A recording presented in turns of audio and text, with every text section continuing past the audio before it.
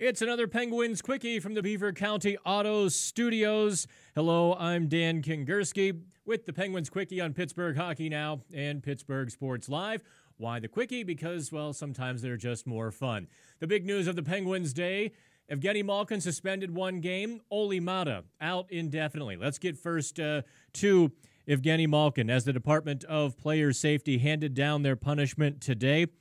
Now, unfortunately, YouTube doesn't know that we are a credentialed and licensed media outlet, and we can use the Department of Player Safety video legally.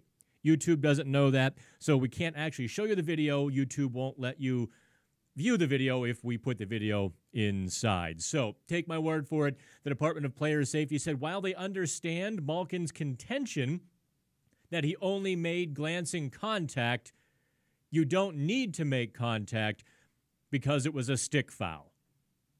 Got it? That's kind of how it broke down. Now, I know a lot of fans were upset. Hey, what about Raffles' punch? What about, the battle they had there? Let me explain the difference. Raffles' punch was a minor penalty. And yes, the officials probably got knocked a couple points on their grade for the night because they didn't call that. Had they called that, well, maybe Malkin doesn't fling his stick. Let's be clear, though. Malkin crossed that magical line in the National Hockey League. You just don't swing your stick no matter what the other guy did. Slashing, punching, cross-checking. It's all a minor penalty unless there's an egregious attempt to injure. Swinging your stick is automatically 5-match suspension. In fact, had Malkin made contact with Raffle, I mean, think about it. If Malkin extends his stick that much further and takes a couple chiclets out, Malkin gets suspended for 10 games minimum. Probably more than 10 games, because there is that magical line. Now, I know some of you don't necessarily, some of you kind of new to me, like, who's this guy on the YouTube channel or Pittsburgh Hockey Now? Look, I've been covering hockey or living inside hockey, working in the game for about 18 years now. In fact, I think February is my 18th anniversary of when I started a lot of this craziness. And in that time, I've learned so much about the flavor and the context. Many of you have seen Slapshot. That was real. That was not some wild, crazy National Lampoon's movie that exaggerated. The only exaggeration in Slapshot was Ned Braden taking his clothes off. The stick swinging, the stick fouls, the carving eyes out, and the blood, and that stuff was all real in the Federal League.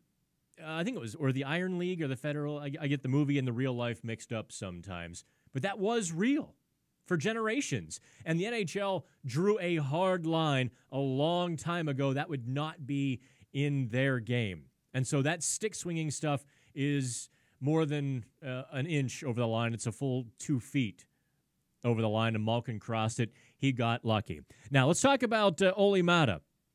The Penguins announced on Monday that Maatta is on IR and out indefinitely. Here's the story on PittsburghHockeyNow.com. I hope you'll check it out if you want to read a little bit more. Perhaps I'm jumping the gun. When a team says a player is out indefinitely, it means one of two things. One, they don't know, or two, it's serious. Malkin has had 2 shoulder surgeries, and as he went hard into that corner and got roughed up a little bit and hit the ice, certainly appeared to jam his shoulder. Yeah, it could be bad for Maatta. I don't think this is a matter of days. I think this is a matter of weeks and maybe months. That's been Olli Maatta's luck. I mean, shoulder surgeries and cancer treatments. He hasn't really caught a break, and he's only 24. Now, what does this mean for the Penguins going forward? Let's take a few examples from Monday night against the Philadelphia Flyers, because let me pull that back up here. This is how the pairings started the night. With Dumoulin and Johnson as that second pairing, the Finns, Maatta, and Riikola on the third. When push came to shove, the Penguins rolled Jack Johnson and Brian Dumoulin about 25 minutes each. They were within, I think, 25 seconds of each other. Dumoulin just a hair over 25, Johnson just under 25.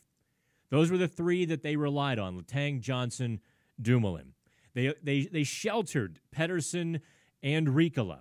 Those guys only played about 17 minutes. Obviously, rough numbers, give or take a little bit there.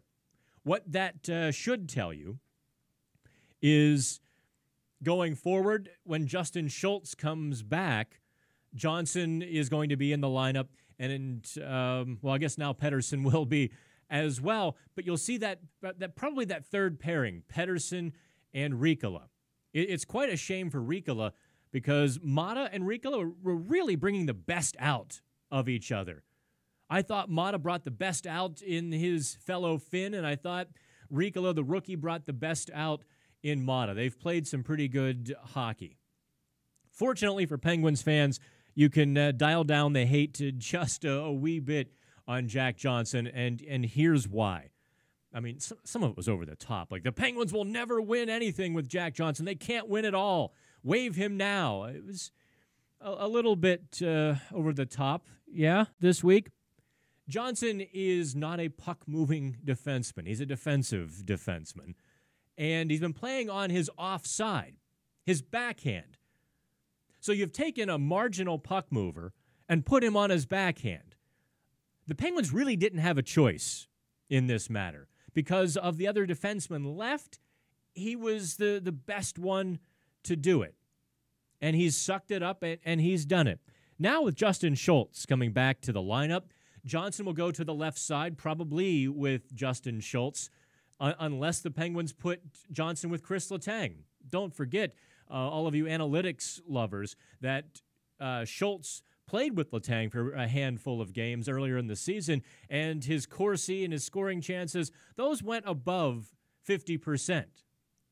That's good news. The Penguins might go back to it, though I suspect you'll see Dumoulin Letang as a rock-solid first pairing that plays a lot of minutes, and Johnson will shepherd Schultz back into health. Pettersson and Riikola might see some sheltered minutes until the Penguins know exactly what they've got with that pairing. I mean, Mike Sullivan has evolved as a coach. He doesn't trust the kids as much as he used to.